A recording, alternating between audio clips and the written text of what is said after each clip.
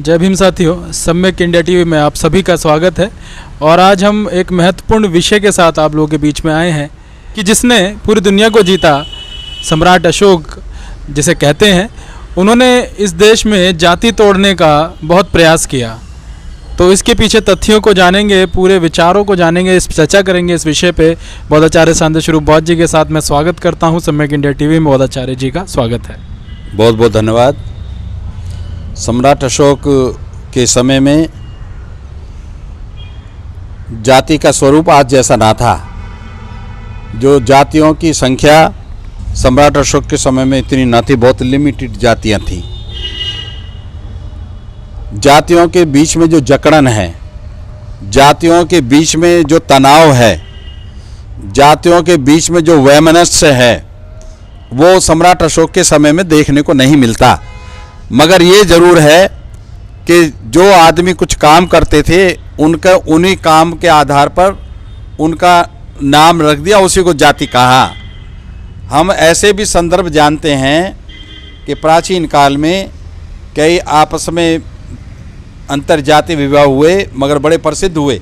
वो जातीय जो घृणा, द्वेष, ईर्षा, उत्कृष्टता, नीचता जो जुड़ी हुई है, अशोक के समय में न थी। आप देखेंगे अशोक जाति को किस रूप में लेते थे, उसके लिए एक घटना है।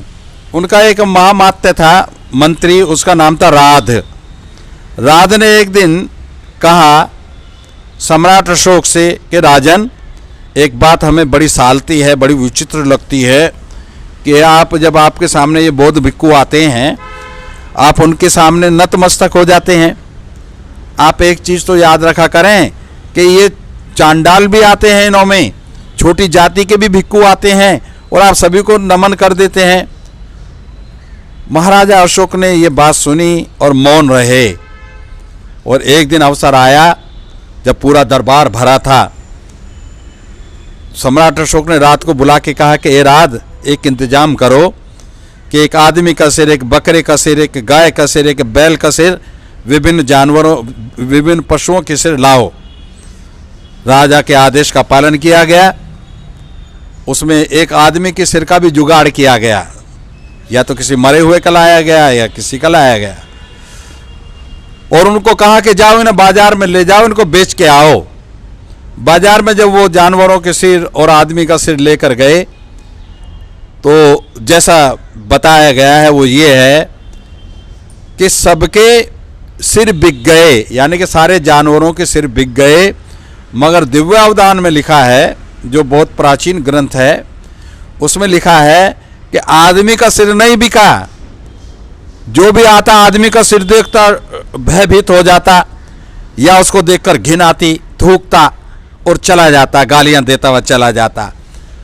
वो अमात्य के आदमी महल में आए, राजा को समाचार सुनाया, राजन सारे जानवरों के सिर बिक गए, मगर ये सिर नहीं बिका। कहले काहे कहला आदमी का सिर नहीं बिका, तो आप जाओ और कहना इसे फ्री ले लो।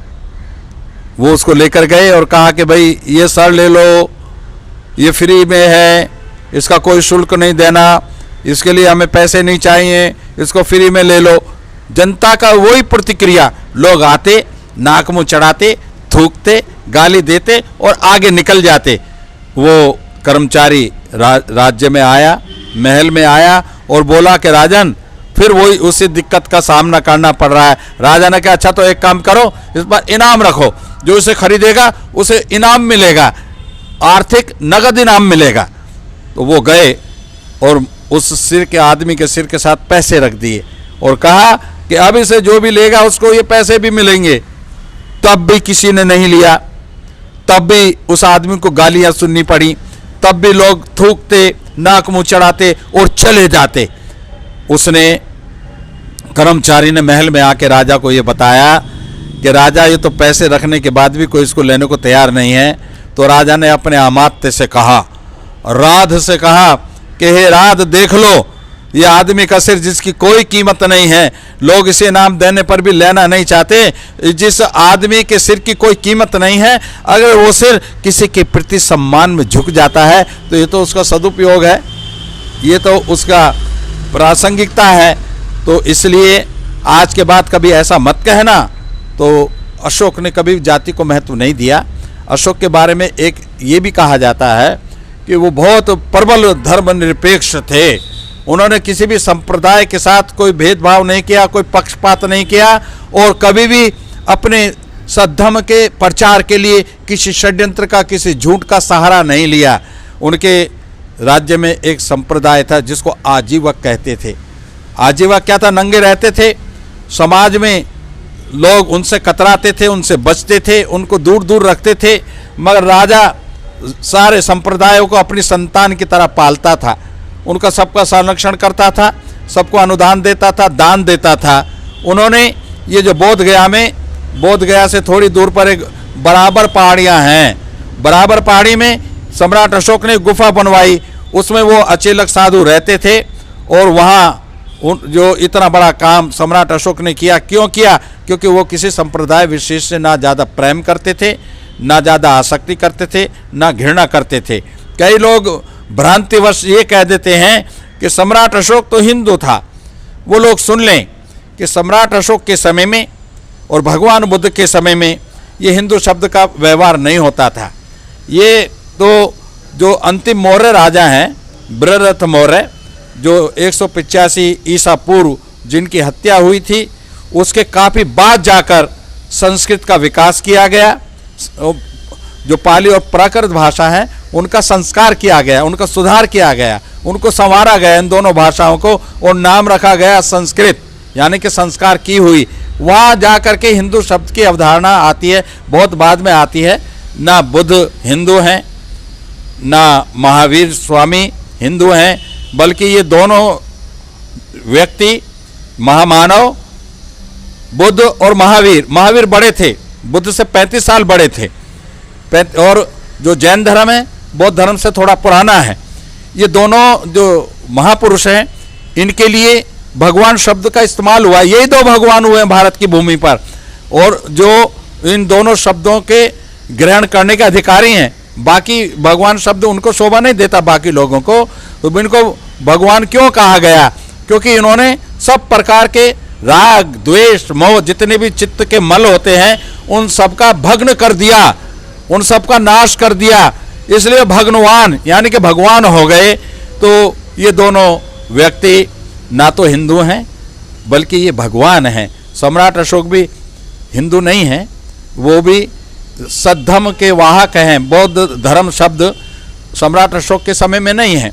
सम्राट अशोक ने जब 9 प्रचारक दल सारी दुनिया में अपने आइडियोलॉजी को प्रचारित करने भेजे, तो उन्होंने बौद्ध धर्म के लिए एक शब्द का इस्तेमाल किया, जिन धर्म।